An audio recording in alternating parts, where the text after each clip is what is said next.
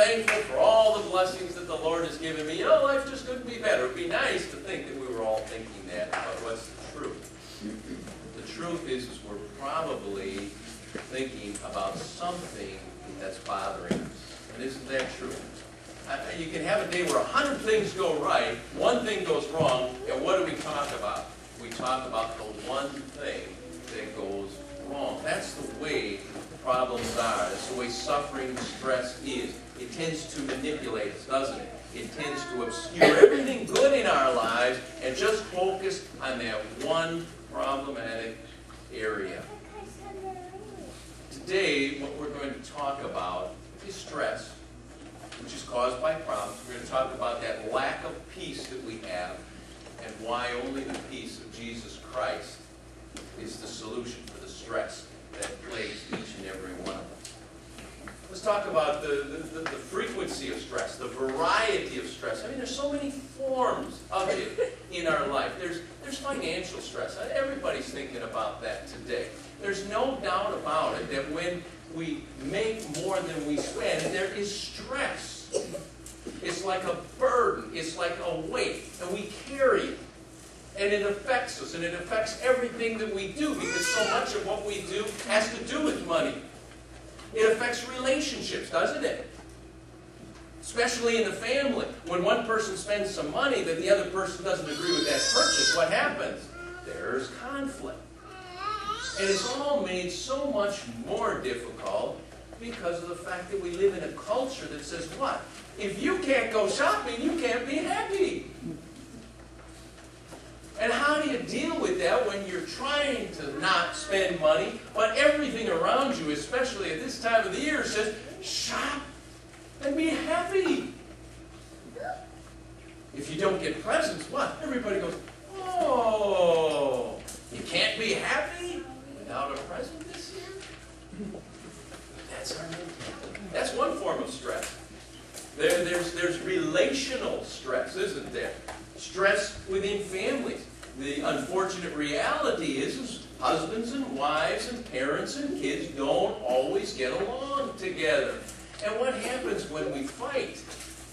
You can always tell when people are having problems in a family because people get pale. They look haggard. They start to lose weight. Because there's nothing worse than fighting with the people who mean most to us. There's all sorts of relational stress that we have to deal with. There's professional stress, isn't there? That whole idea of employer-employee loyalty, that's gone by the wayside. It's everybody out for themselves. And it's a scary thing. We wonder, am I going to have a job next year? Am I going to have a job tomorrow? And if I don't, what am I going to do? Am I going to have to go back to school? Am I going to have to retrain? It all leaves us stressed out. And then because of the economic situation, we're expected to do more with less, to be more productive, and that's more stress. You've got to be better and better and better. So you've got all these forms of stress, and just the fact that a lot of times life is out of control. We can't just manipulate everything the way we want, and that is a very hard thing to accept. So there's all sorts of forms of stress that we're dealing with. Now, we talk a lot about stress today. Oprah talks about it a lot. Dr. Phil talks about it a lot. There's all sorts of books about stress, magazines, and so on. We probably talk more about stress today than in years back. And the result is we kind of think that years ago life was really simple and it was stress-free. And, you know, that really wasn't true. You know, think about 150 years ago when everybody was working on a farm. You know, talk about stress. There was stress there. What happens if it didn't rain? You know, you didn't just turn on your irrigation system. What happened when the insects infested your whole crop? What happened if somebody fell down? You know, you were just one bad fall away from being crippled the rest of your life. You were one bad cold away from dying. It wasn't a matter of having health insurance or not. It was a matter of being able to find a doctor within 50 miles. And you think about the stress of years ago, and you say, wow, that really was some serious stress. What's the point? To say that we're soft and they weren't? No, the point is there always was stress. There's a lot of stress today, and there will be stress in the future. We're never going to get away from this. There will never be a perfect world. You remember what Jesus said the night before he was betrayed? He said, I've told you all these things. And then he says to his disciples, because in this world you will have problems. But then he finished that statement and he said, but take courage, I have overcome this world. I think that if anybody tells you that if you just follow a certain formula and tweak your life, that you can get rid of all your problems, you can get rid of all your suffering, and life is going to be a breeze, that is an illusion. The solution is not trying to find a peace where everything is perfect in your life. The solution is finding peace in the midst of the hurricane we call our lives. And there's a reason for it. It's not just without, it's within. We create mental stress. Think about it. Think about the expectations which we have, right? Well, I need to live in this kind of house. I need to have this kind of job. I need to have this kind of family life. I need to be doing this and that. And we say, what happens? If we don't live up to those expectations, what happens? And we say, oh, well, it didn't work out. No, we get upset about it. It causes stress. I remember reading about Julius Caesar, you know, the first Caesar. Julius Caesar. He went into a severe depression in his 40s because he was like, you know, number 4, number 5 in the Roman Empire. And he bemoaned the fact that Alexander the Great had conquered the world by 30. And he said, what am I? See, it really doesn't matter where you are in the totem pole. We all have big expectations of ourselves. And if those expectations aren't met, it causes stress. Then there's other people's expectations of us.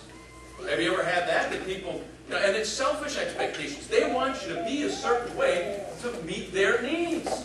And when you don't live up to their expectations, how do they treat you? It's really tough for a kid, isn't it? Parent says, you got to be this way. Kid says, I'm not that way. That's tough. I want you to be that way. That's my expectation. Or a husband does that to a wife. Or a wife does that to a husband. Spouses spend 30 years trying to change their spouse to live up to their expectations. Now, what happens when you got all this mental stress going on? Does that affect your body? Oh, yeah, right. It sure does. Those are the days when you lay in bed at night and look up at the ceiling and your stomach churns and the ulcers are starting to develop. Physical stress goes into mental stress, and it's just a vicious circle. Now, there's a lot of good books out there on dealing with stress, but if they don't incorporate Christian teaching, all you're ever going to do with stress is address the symptoms and not the root. It's only the Bible that gets to the root of stress, and that is sin. Some good news about sin. That word is starting to come back in even the secular media. Believe it or not, secular writers and magazines and newspapers are starting to use the word sin, and they're not mocking it anymore. We finally come to the realization that there are things that are just plain wrong. And that's where things start.